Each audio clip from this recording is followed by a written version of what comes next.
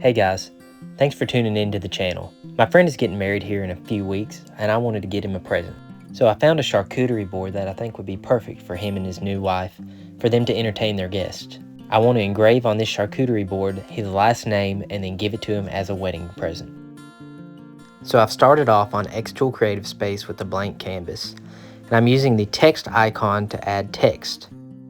So then I'll type out his last name. Once I got that finished, I realized that the default font was pretty boring. So I found a cursive font that I liked that I'm going to use. It's called Alex Brush. I also realized that I'm going to have to make the font quite a bit bigger. So I'm starting off using 200 point font. So you'll notice when you insert text, it gives you 3 different options: to score, engrave, or cut the text. Engraving fills the letters all the way in, so that's what I want to do for this project. This is a bamboo charcuterie board, and I've never really worked with bamboo before. So I'm going to use the unknown materials tab and type in bamboo to see what they've got. As you can see, there's 3 different options. I believe that the varnished bamboo is closest to what I need, so that's what I'll use. You notice when I click confirm that it gives the speed and power that it believes is necessary to get the perfect engraving. I can look at the chart above to make sure that the speed in millimeters per second and the power in percentage is right how I want it. But I noticed that 70% power and 200 millimeters per second might not be dark enough. So I'm going to slow it down a little bit at 150 millimeters per second to make it a little bit darker. Everything else will stay constant. Then I can proceed to framing. Now I'm on the processing page of XCS. As you can see, it says it'll take about 8 minutes for this engraving to complete. I need to change the origin point or the starting point of my engraver because there's a little notch on the bottom of the charcuterie board that I can use as a good center starting point. So if I start on the center bottom, I know that my engraving will be centered up perfectly. And then I can begin framing.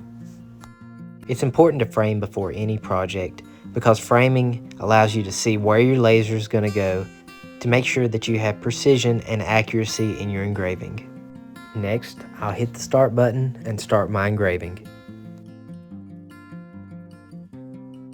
I've got this video at 10 times the normal speed. Since it's a large engraving, it takes quite a bit of time to get all the way finished, going back and forth and back and forth. But this is a great way to add personalization and differentiate yourself from other gifts.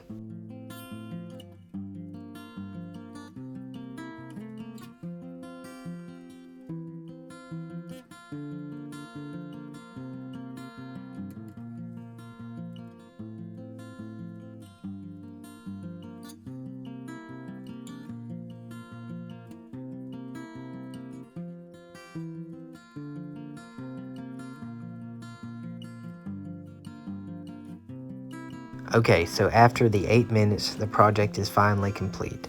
And initial thoughts is I think it turned out pretty good. I wanted it dark enough where you could see the engraving, but I didn't want it so dark that it was going to burn or leave an indent in the charcuterie board. Here's how the board looks like opened.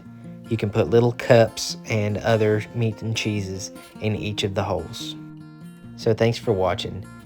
Here's just one example of a wedding gift that you can make for a friend, loved one, or to sell. Hopefully you found some benefit from this video, and if you did, please subscribe to my channel for some more great content and leave a like on this video. If you have any questions, just leave them down in the comments section and I'll try to answer them as quick as possible. So happy engraving and have a great one.